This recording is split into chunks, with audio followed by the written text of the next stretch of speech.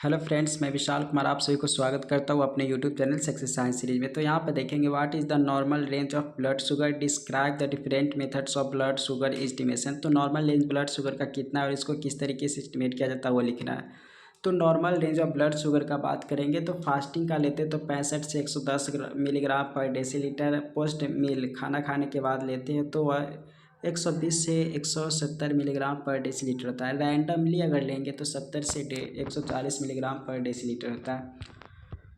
अब method of blood sugar estimation में सबसे पहले बात करते हैं तो फॉलिन वू मेथड की बात करते हैं। फॉलिन वू मेथड, तो फॉलिन वू मेथड में है कि प्रिंसिपल तो glucose on boiling with alkaline copper, glucose on boiling with alkaline copper solution. तो glucose on boiling with alkaline copper solution reduce copper. तो glucose on boiling with alkaline copper solution reduce copper from the cupric to cuprous state. तो glucose on boiling with alkaline copper solution, जब glucose boil होता है alkaline copper solution तो reduce copper from cupric to cuprous state में वह convert कर देता है। तो जब एल्कलाइन कॉपर को आप ग्लूकोज को बॉयल करेंगे तो जो कॉपर होता है वह reduce cupric to cuprous state में। The cuprous oxide reduce phosphomolybdic acid to blue colour का फॉर्मेशन कर लेता है, molybdenum blue, which is measured colorimetrically. The intensity of blue colour is proportional to glucose concentration. ही होता है मतलब जितना ज़्यादा कलर दिखाई देगा ग्लूकोज का कंसनट्रेशन भी उतना ही ज़्यादा होगा। रिएजेंट कौन कौन लेते हैं इस टेस्ट में तो 10% sodium tungstate, 0.66 normality sulphuric acid लेते हैं। Then alkaline copper sulphate solution का भी यूज करते हैं, फिर फॉस्फोमोलिब्डेट सॉल्यूशन यूज करते हैं, फिर स्टॉक ग्लूकोज स्टैंडर्ड भी लेते हैं। वर्किंग स्टैंडर्ड का बात करते हैं तो working standard dilute 1 millilitre of glucose stock standard लेते हैं with 9 millilitre of distil water to give 100 milligram percentage working standard. तो working standard dilute 1 millilitre of glucose. तो वर्किंग स्टैंडर्ड की बात करते तो dilute 1 millilitre of glucose stock standard with 9 millilitre of distil water to give 100 मतलब milligram working standard का formation होता है। तो वर्किंग स्टैंडर्ड हो गया कि 1 मिलीलीटर ग्लूकोज को आप 9 मिलीलीटर डिस्टिल्ड वाटर से बनाएंगे तो 100% वर्किंग स्टैंडर्ड का फॉर्मेशन हो जाएगा। तो यहाँ पे रिएजेंट के बारे में भी देख ली क्या क्या रिक्वायरमेंट होता है। अब प्रोसीजर तो यहाँ पे देख रहे हैं ये मेथड है फॉलिन वू मेथड।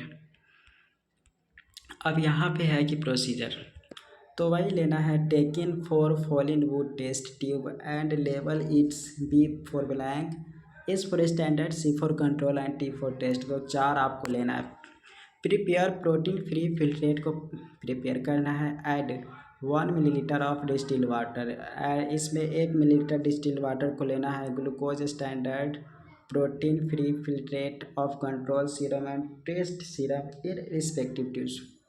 तो add 1 millilitre of distil water, glucose standard protein free filtrate.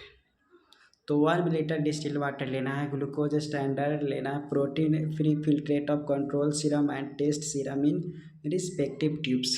तो add 1 millilitre of alkaline copper reagent. तो ऐड करना है 1 millilitre of alkaline copper reagent to each tube.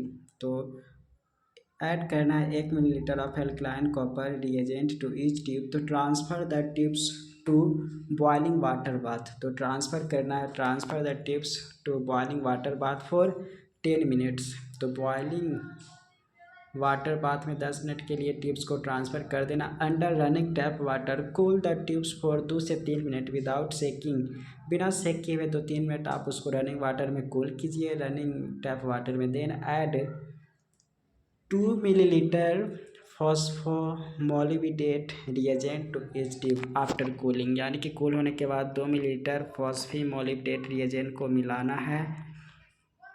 उसके बाद यहाँ पे है कि मिक्स वेल बाय इन्वर्जन करते हुए इसको मिलाना है। Dilute the contents of each tube up to 12.5 millilitre with distilled water. तो यहाँ पे है कि mix well by inversion and dilute the content of each tube up to 12.5 millilitre with distilled water. Set the wavelength of photometer. तो set करना है wavelength of photometer to 620 nanometre and measure the OD को measure करना है। तो orthotoluidine method को ऊपर देखना है। तो बी में ऑर्थोटॉलीडीन मेथड भी इसमें ही आपको बता देते हैं। ऑर्थोटॉलीडीन मेथड तो कुछ ज़्यादा मुश्किल नहीं है। तो यहाँ पे बात वही लिखा हुआ है, सेम ऑर्थोटॉलीडीन मेथड बता रहे हैं। तो orthotoluidine method for blood sugar estimation में कि प्रिंसिपल क्या, तो प्रिंसिपल यहाँ पे ये लिखा हुआ है कि रिएक्शन को आप पहले गौर से देखिए। तो ऑर्थोटॉलीडीन जो है वह रिएक्शन करता है ग्लूकोज के साथ और उसमें एसिड के हेल्प से, जो ऑर्थोटॉलीडीन जब ग्लूकोज से रिएक्ट करता है तो एसिड के हेल्प से वह ग्लाइकोसिल एमाइन का फॉर्मेशन करता है जो कि इंटरमीडिएट होता है। तो ऑर्थोटॉलीडीन ग्लूकोज से रिएक्ट करके एसिड का फॉर्मेशन करता है जो ग्लाइकोसिलेमाइन होते हैं, देन हीट करते हैं, देन ग्रीन कॉम्प्लेक्स बनाता है जिसको स्किप बेस कहते हैं। तो वही लिखा हुआ है कि in the presence of heat and acetic acid, यानी कि हीट एंड एसिटिक एसिड, ऑर्थोटॉलीडीन जो होता है वह रिएक्ट करता है विथ एल्डोहेक्सोज से, मतलब ग्लूकोज में जो एल्डोहेक्सोज ग्रुप होता है उससे रिएक्ट करता है to form green coloured complex बना लेता है। That can be measured at 630 nanometre wavelength पर मेजर्ड होता है। ऑप्टिकल डेंसिटी और absorbance of the sample at 630 nano